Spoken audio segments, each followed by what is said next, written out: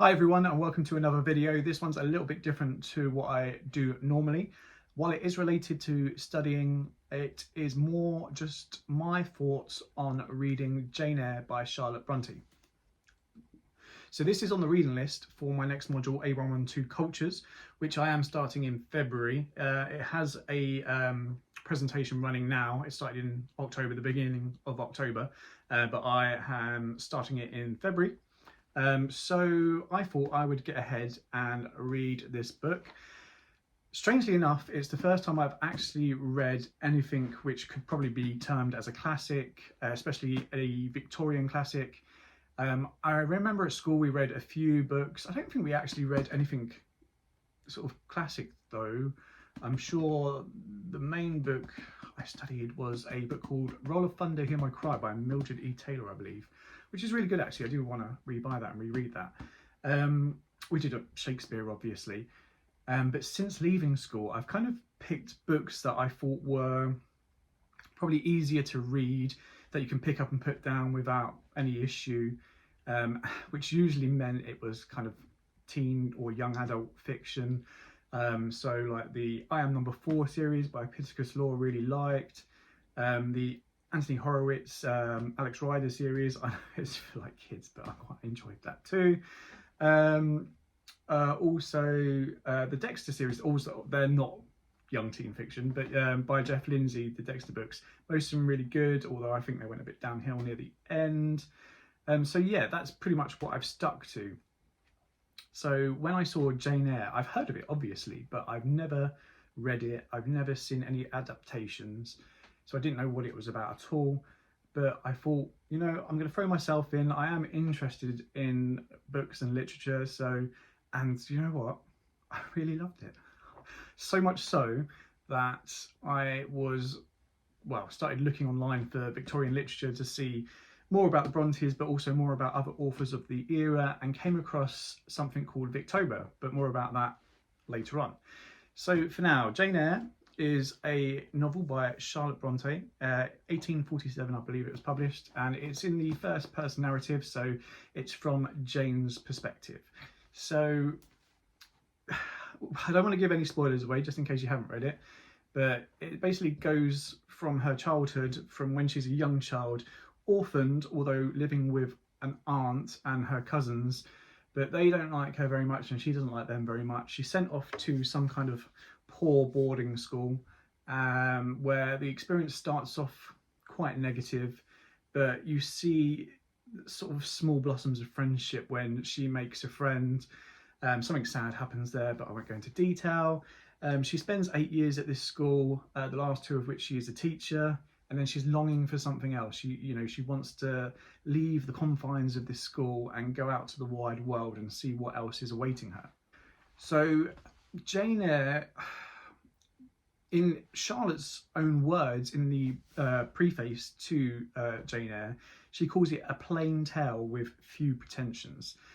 But in my view, yes, it is an autobiographical in the sense that it's about Jane Eyre, narrative about her everyday life, and most of what happens is just an everyday, this day I woke up, this happened to me. But there are a few twists and turns which I thought were really good and did keep me quite interested in wanting to know more. There was points where I couldn't put it down. I had to start work or get ready for work or whatever, and I was just like, oh no, another chapter. But I found it really sort of like page turning, if you like, which is something I thought I'd never say about a book like Jane Eyre. So we start off in, as I say, her aunt by marriage. So it was her uncle who died when she was quite young. So the aunt promised to take care of her on the uncle's deathbed, although she didn't really want to. But because she'd made this promise, she felt like she had to go through with it. Then they lock her up in this room when she has this temper tantrum. But she has this temper tantrum because basically one of her cousins has attacked her, but no one believes her. And then she believes she sees the ghost of her uncle, and that frightens her, like really frightens her. That leads her to the aunt trying to get her off into this school. So once Jane leaves the school, she seeks work as a governess and finds herself at Thornfield, and there she meets, I quite like the character of Mrs. Fairfax. She's kind of very much no crap, says it how it is, but still with a friendly sort of tone. And then invariably at some point she meets the famous Mr. Rochester. And even if you don't really know much of the story, you know it's going to be some sort of love story, and something happens between them. But there are some, as I said earlier, twists and turns which kind of throws a spanner in the works almost. It leads to Jane leaving, finding herself in some small village, Morton I believe, where her life changes drastically actually. There's a happy-ish ending, but yeah, I loved the book. So there are a couple of themes running through Jane Eyre. So the main one, obviously, love and hate. I say love and hate because there are, you know, areas where, so right at the beginning, where there's the relationship between Jane and her aunt and cousins, there is a hate relationship there. I believe she even says something along the lines of she hates them because they hate her.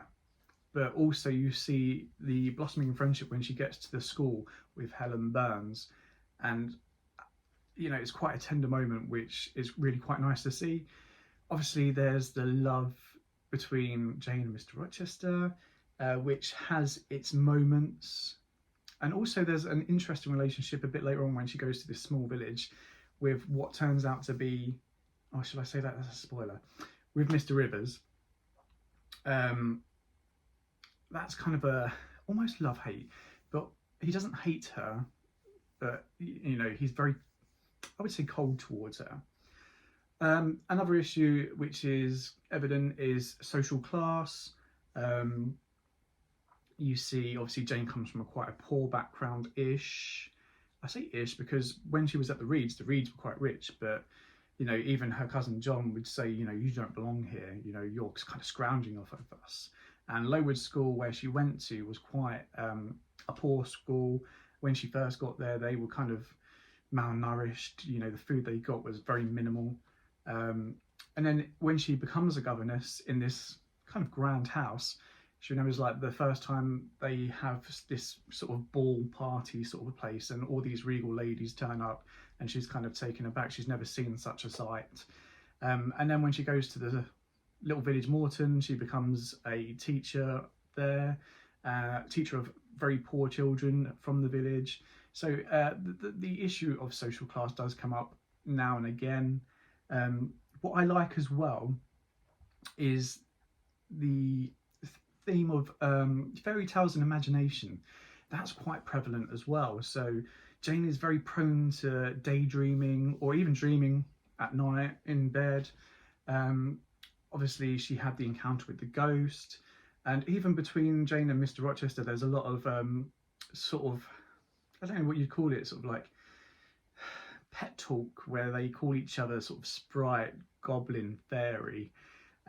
So there's a lot of that in there as well, which I kind of quite enjoyed. I mean, I'm a fan of the paranormal, supernatural anyway, but it was quite nice to see that. And I know from reading Charles Dickens earlier in the year, The Christmas Carol, you know, Victorian literature, there is a fair bit of the ghost paranormal themes running along some of those, because it was quite a prevalent thing at the time. So another thing I liked about Jane Eyre was the way that Brontë writes. So, for example, the conversations between characters, you can go from something short and sharp, you know, really stabby, one word sort of exchanges, to these long professing sort of speeches made by characters. But also the way she writes, the way she describes things, whether that be a place, an object, or a person, you know, it just, the words she uses, it's, you know, it really grips me, should I say. So a couple of examples which I kind of liked. So the first one, it's not so much one I liked, but it's kind of the evidence of the class divide. And this is what I said earlier about when Jane's at Thornfield and they're having a little party and she's experiencing all these regal ladies. And it's where she says, "They then descended the staircase almost as noiselessly as a bright mist rolls down a hill." And you know, the image that just creates in my mind anyway, you see them flowing down this staircase, and she's like really taken aback. She's never seen something so spectacular before. So another little quote, not so much my favourite quote, but another one that's indicative of the sort of difference between men and women in the Victorian era, is where near the end she's speaking to Mr. Rivers and about a girl that he likes but hasn't let on publicly that he likes her, and she's quite brash about it. You know, women back in those days shouldn't really speak to men in such a way. And when she does say about it, she writes, "He had not imagined that a woman would dare to speak so to a man." And it's quite nice to see, you know, both Brontë and Jane pushing those boundaries. You know, she's an independent woman. She's not going to be told what to do. She uses her own mind. I mean, throughout the whole book, she uses her intellect and her determination, and in the end succeeds through that, which is quite nice to see. Another one which I really liked, and this is kind of indicating the love that Jane has for Mr. Rochester as it's progressed. She doesn't immediately fall in love with him, but as time goes by. But I really like this quote, and it is, "But there was ever in Mr. Rochester, so at least I thought, such a wealth of the power of communicating happiness, that to taste but of the crumbs he scattered to stray and stranger birds like me was to feed genially." I mean, the way that's written is beautiful, so I loved it. Yeah, overall, I loved it. I think Jane Eyre would be a great book for anyone who wants to get into sort of classical literature or Victorian literature especially. There are words that I didn't understand. I'm going to put that out right now. Now, the version I've got, the Oxford World Classics, at the back does have an index, and it does, every now and again, you'll come across a word, phrase, which you don't understand, and invariably there'll be a little asterisk there and you can go to the back and check what it means. However, I would say that on your first reading, don't do that, because you will spend most of the time just going back and forth, and it's probably, especially near the beginning, most pages you're going to the back to check a word. These words that I didn't understand didn't affect my enjoyment of reading the book, so I would say just read it, and the words you don't understand, just forget them. You know, it's not going to alter your perception of the novel. It's not going to change. You're not going to misunderstand something, I promise. Honestly, I am not that great with these old Victorian words and phrases, and I still got the whole gist of the book and really thoroughly enjoyed it. So, and that was a kind of a tip I got from another YouTuber, and they were saying, like, you know, for the first time you read it, just read it, and if you don't know the words, just carry on reading. And then when you go back to it a second time, when you know the plot and you know the story, then you can kind of flick back and see what different words mean. But if you do it for the first time you read it, you're probably going to spend a long time because you're flicking pages constantly, and you run the risk of getting bored of reading the book and then maybe not finishing it. But I just, on the point that I was saying about the language Brontë uses, I just wanted to read from the book her first encounter with Mr. Rochester. So this is where she first encounters him on the horse, and she doesn't know who he is. And this just sort of encapsulates the way that Brontë writes about, well, anything. I mean, this is about Mr. Rochester, and she does it about other people, about objects, about rooms, about scenery. It's just, you know, it's a daydream to me. So his figure was enveloped in a riding cloak, fur-collared and steel clasped.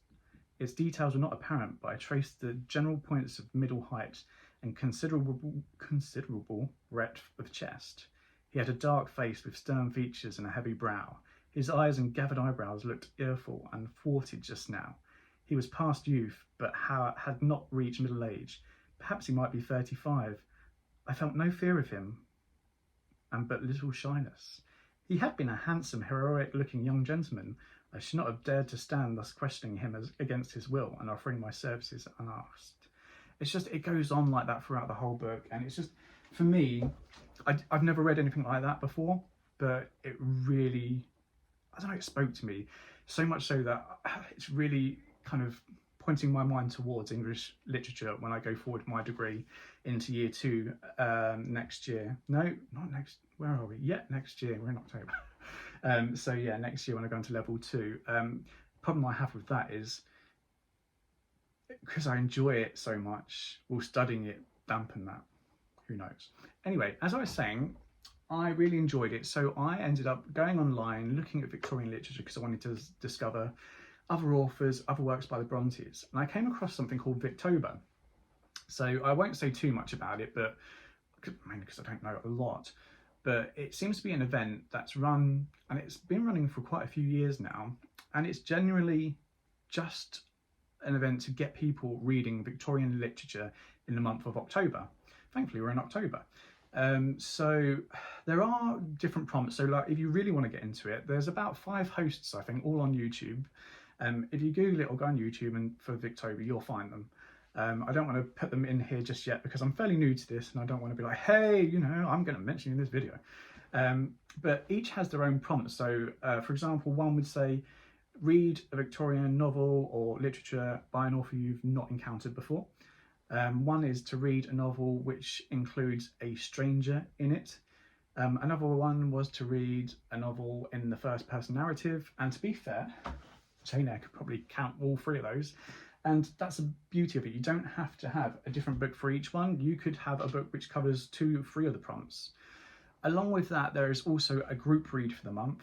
And I looked at it and I was like, do you know what? Yeah, I'm going to do it. So I purchased it. And that is, where have I put it? Anthony Trollope, The Way We Live Now. So as soon as I found out about this, I went and bought it. It's a big book. It's over 600 pages. Actually, it's over 700 pages. Unfortunately, I only discovered this a third of the way through October.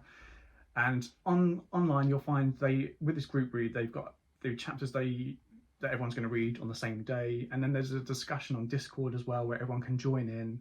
Unfortunately, as I said, I've only just started it. So we're on the 13th of October now, and I'm on chapter 9, and there's about 100 chapters. So I'm a little bit behind, so I probably won't catch up. I have joined the Discord group, and there is a non-spoiler chat as well. So I've been looking at that. But yeah, I found it really fascinating, and now I know about it, I'm prepared for next year, so I'll be keeping an eye on it for next year. I've also done a bit of a book haul, ordered quite a few Victorian and pre-Victorian classics as well, so I'll do a video on that as well. I don't think this channel is going to turn into some sort of booktube channel. I just wanted to share what I thought Jane Eyre. I thought it was really great, be a great sort of first book. I'm sure there's other Victorian classics as well, which would probably be a great first book for anyone who's new to the genre. But for me, I say genre, I don't think it's a genre, Victorian literature genre, you know what I mean. But I think it was a great start and thoroughly enjoyed it. Next, as I say, I'm reading this book, The Way We Live Now, which is quite big.